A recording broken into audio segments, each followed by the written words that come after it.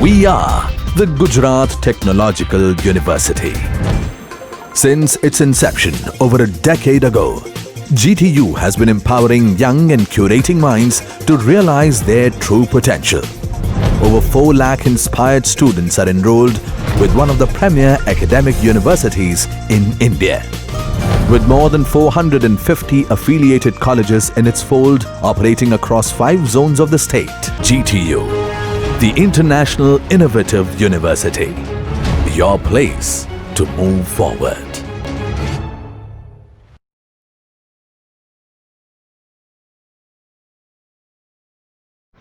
Hello dear students, today we are going to start a new article that is related to the types of semiconductors. So, in this particular article we are going to discuss two major types of semiconductors that are known as intrinsic and extrinsic semiconductors.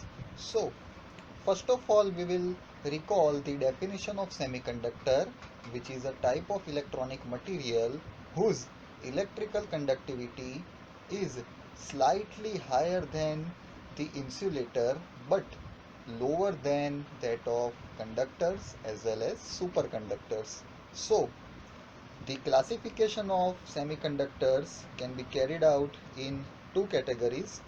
This classification is related to the purity of semiconductors. So, the major two types which we are going to discuss today will purely focused on the purity of their semiconductors.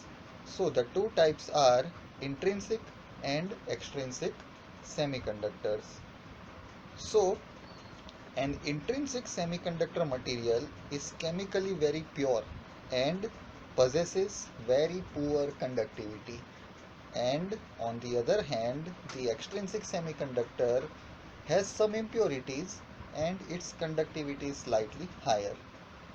In intrinsic semiconductor, it has equal number of negative charge carriers, that is electron, and equal number of positive charge carriers, that is hole. So we can say in the intrinsic semiconductor the number of electrons in the conduction band will be equal to the number of holes in the valence band. Extrinsic semiconductor is an improved intrinsic semiconductor. Why? Because it has a small amount of impurities are added by a process. See, if you are adding some impurities, then there must exist a process which is universally utilized, and this process is known as doping. Doping is the process with which we can add some impurities inside any kind of material to improve its electrical conductivity. So the impurities which we have already added in intrinsic semiconductor, what it will affect? It will alter the electrical properties of the semiconductor and improves its conductivity.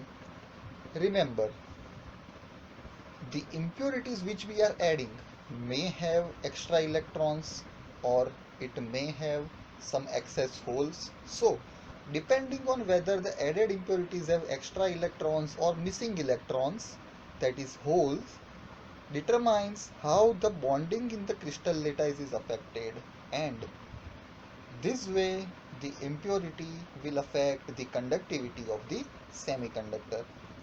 Here you can see the picture of N-type and P-type semiconductor, where the antimony in N-type semiconductor, in pure antimony, the silicon semiconductor is surrounded where donor impurity contributes free electrons, and on the other hand on silicon semiconductor, which is a P-type semiconductor, where we are adding boron as an impurity, so we have the excess number of holes. So in N-type semiconductor we have excess number of electrons. That means number of electrons in N-type semiconductors will be higher. On the other hand, for P-type semiconductor we have excess amount of holes. That means we have the higher number of holes in p-type semiconductor. The n-type can be acronymed as negative type semiconductor with reference to the negative charge of electron, and for p-type we can consider it as a positive type semiconductor due to the positive charge of hole. So what is the difference? See, the question will be asked in your GTU examination in such a way that the give distinguishment between intrinsic and extrinsic semiconductor. So number one, intrinsic semiconductor is pure semiconducting material and no impurity atoms are added into it. So in the earlier picture we have seen the next two types of extrinsic semiconductor. So the impurities word whenever comes is the further classification of extrinsic semiconductor and not possible in intrinsic. Extrinsic semiconductor is prepared by doping a small quantity of impurity atoms to the pure semiconducting material. This is most important. Examples of intrinsic semiconductors are the crystalline forms. Crystalline means stable forms of pure silicon and germanium. Moreover, the examples of extrinsic semiconductors are silicon and germanium crystals with the impurity atoms of arsenic, antimony, phosphorus, etc. Or you can say indium, boron, aluminium, etc. These are the different two groups we will further classified in our next article of n-type and p-type semiconductors. In intrinsic semiconductor, the number of free electrons in the conduction band and number of holes in the valence band, as we discussed earlier, is exactly equal, and these both the numbers of electrons and holes are in very small quantity. Whereas in extrinsic semiconductor, the number of free electrons and holes will be never equal. Why? Because it depends on the impurity, and by adding a particular impurity in an intrinsic semiconductor, either it will have excess amount of electron or the excess amount of holes. So how this excess of electrons and holes will be further classified? So there is excess of electrons will be in negative type, that is n-type semiconductors, and excess of holes in the positive type, that is p-type semiconductors.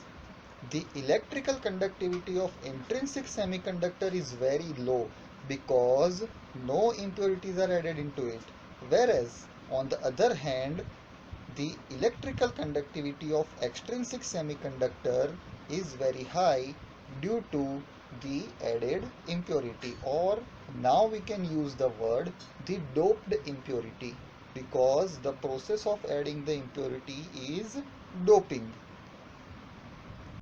So this is the major difference between intrinsic and extrinsic semiconductor, which is purely related to the electrical conductivity.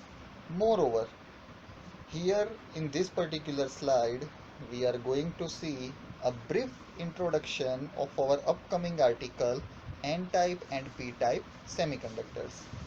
In intrinsic semiconductor, electrical conductivity is only temperature dependent because there is no impurities are added, so there is no chance for excess amount of electrons or holes. Whereas in extrinsic semiconductor, the conductivity is already depending upon the temperature, but in addition to that it also depends upon the quantity of impurity atoms doped in the structure. So depending on the type of impurity, this is very much important, the type of impurity which we have added, the extrinsic semiconductors can now divided into two classes, n-type semiconductors, p-type semiconductors. So this is our upcoming lecture, but till now be ready for 4 marks question regarding the differentiation between intrinsic and extrinsic semiconductors in view of your GTU examination. Thanks for visiting this lecture.